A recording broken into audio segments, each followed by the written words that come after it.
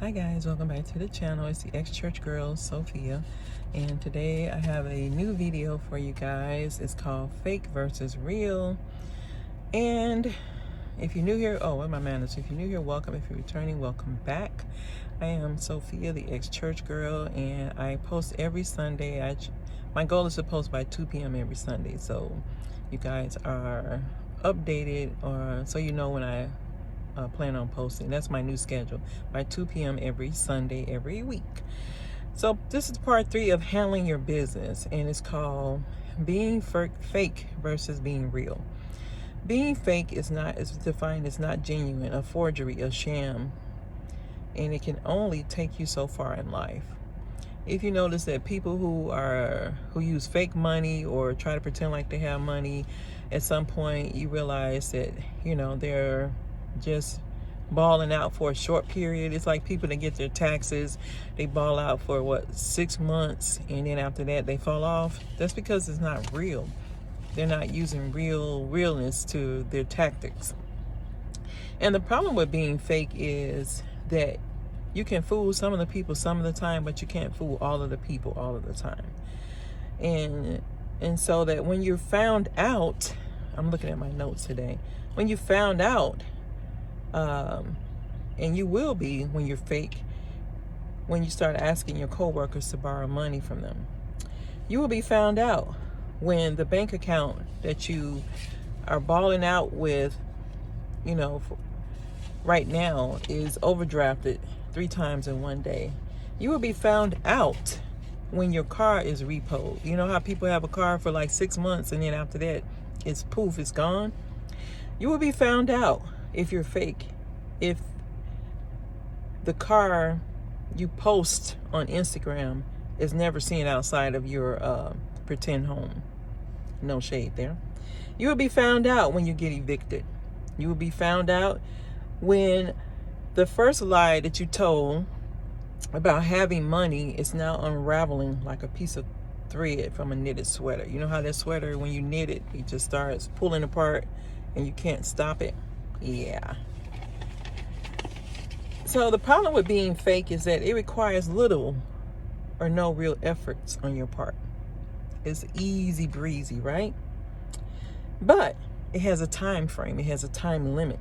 Oh, it could be 3 months. It could be 6 months. It could be 1 or 2 years where you're all up in your feelings about how great you are because you're a real fake and nobody can prove it yet. But the part about faking is that it never puts you on your path of greatness. It never does. And it actually shuts down your creativity. And what do you become? You become a scammer. Now you're coming up with all kind of bright, brilliant ideas that will also, when you found out, get you in jail for fraud.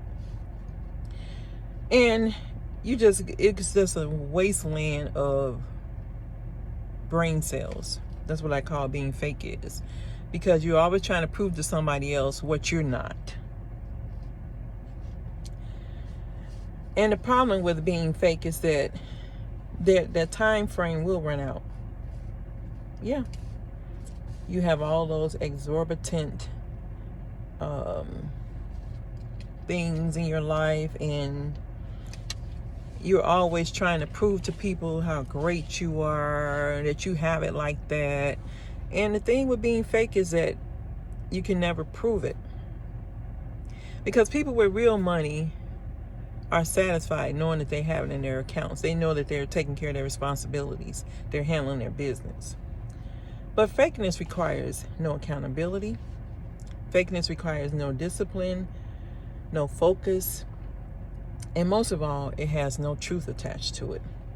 It's a dark hole that people slide off into when they don't want to handle their business. Trust me, I'm singing to the choir there. But being real requires work. It requires accountability. It requires responsibility. Lots of time. And you throw in some discipline and focus and the ability to face reality. That's what being real is. Which one are you deciding to be? The choice is always going to be yours. So choose wisely. That's my spiel, my sermon for this Sunday. I'm the ex-church girl, Sophia, and I hope you all have a great, blessed week. And stay tuned for part 4 next Sunday at the same time, same place. Love you guys. I love my diamonds. Thank you so much for supporting this channel. Over here, I learned a long time ago that being fake cost me so much more than being real. Because once I came off the fake high that I was having, I realized the mess I had made of my life. I realized the mess I had put over. I had no order, no real processes in my life, no organization. It was just a jambalaya of nonsense. And one lie led to another lie that led to another lie. So I had to keep up a facade. I had to keep up the scam. You know, you don't have to be a all-out scamming people out of money. You can actually scam yourself, which is actually worse than somebody else trying to scam you. And that's why I learned to be genuine with myself. I learned to accept myself and work on my disorders, my dysfunction. Will it ever be perfect? No, but you work on excellence. That's the goal, to become excellent in what you do, not perfect. I always say social media tries to portray itself as being perfect, Instagram ready, Instagram perfect, because there's no such thing as perfection in the world. It can come close. But when you work on excellence, it requires work. It requires discipline. It requires you to be focused. And that's why I'm talking about realness versus fake. Fake requires little or no work. You just hop out there and do something. It's whimsical. You do it at a whim. It's impulsive. Whereas with your real, you have to sit down and make hard, tough decisions. And you have to make decisions that could affect the rest of your life. And you have to make a choice. You're not procrastinating. You're doing things. You're not putting out fires all the time. Because when you're fake, you're always putting out a financial fire. You're always putting out some kind of discipline fire. You're always correcting yourself. You're always apologizing. It's never ending. So I'm telling you all, it takes way more work to be fake than it does to be real. So get real with yourself today and decide which one you want to be. Do you want to be real or do you want to be fake? The choice is yours, diamonds. Love you guys. Thank you so much for watching. Again, I want to keep these videos to under 10 minutes, and I'm achieving this goal. Thank you guys for supporting this channel. Don't forget to share, like, and thumbs up my content, because I need the algorithm to recognize me on here on Instagram. You know, if I was out here with my butt out, my butt cheeks out, and talking nonsense and trash, I'm sure it would have, what do you call it? Referred me to several other thousands of peoples. But this channel is not about how many subscribers I get. It's about consistency with the people that I have here who are balling with me, who are rolling with me, balling out with me over here on Instagram, on YouTube.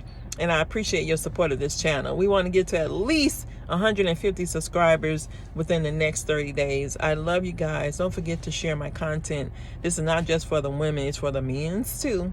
Love you all. And until the next video, peace.